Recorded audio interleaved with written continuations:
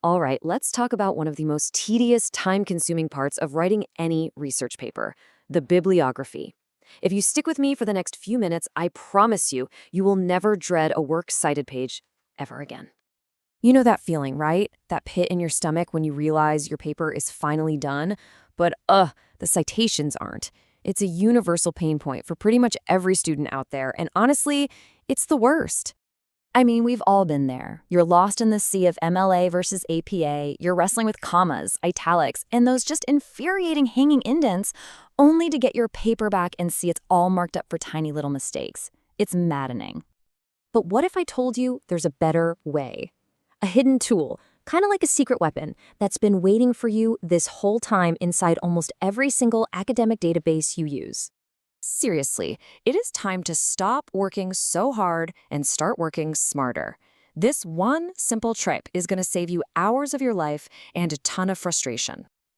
So say hello to this little icon. This is your new best friend.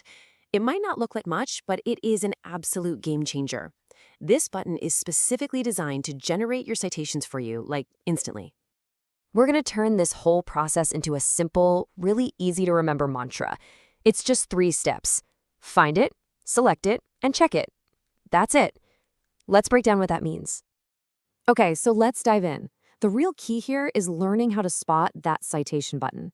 Now, every database interface looks a little different, but they all use really common patterns. Once you see the patterns, you can't unsee them. It's like cracking a code. The number one most common symbol you are going to see is a set of quotation marks.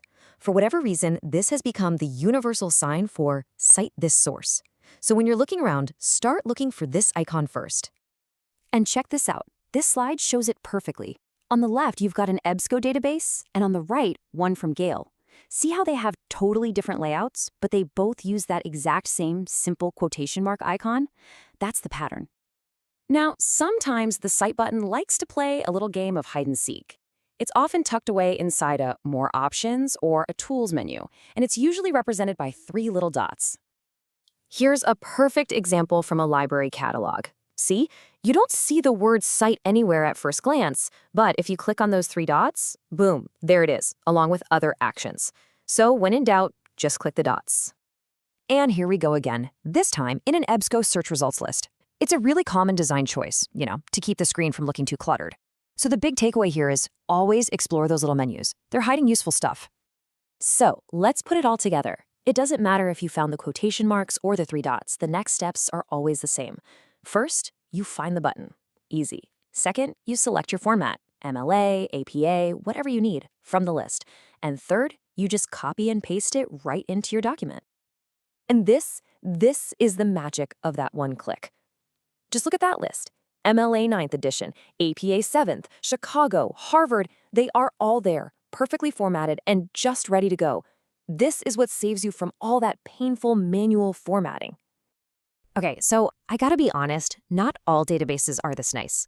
Some are a little less helpful, and they're kind of the outliers to our patterns. Let's take a look at those so you're not caught off guard when you see one. So in these cases, the database doesn't give you a nice menu of styles. It just gives you one standard pre-formatted citation. The good news is you can still copy and paste it, but you're going to have to do the final reformatting yourself. And here's a quick little cheat sheet to help you know what to expect. On the left, you've got all the big players like EBSCO, Gale, and JSTOR that give you all those great style choices. And on the right, you have some of the one-format databases like PLOS and SpringerLink, where you'll need to do that little bit of extra work. So this is what that actually looks like in the PLOS database. See? The citation is there, but there's no drop-down menu. Your job here is to just copy this text and then reformat the punctuation, the capitalization, all that stuff to match your style guide. It's an extra step, but it's still way faster. Okay, we've found the button, we've selected the style, we've copied the text. We're almost done.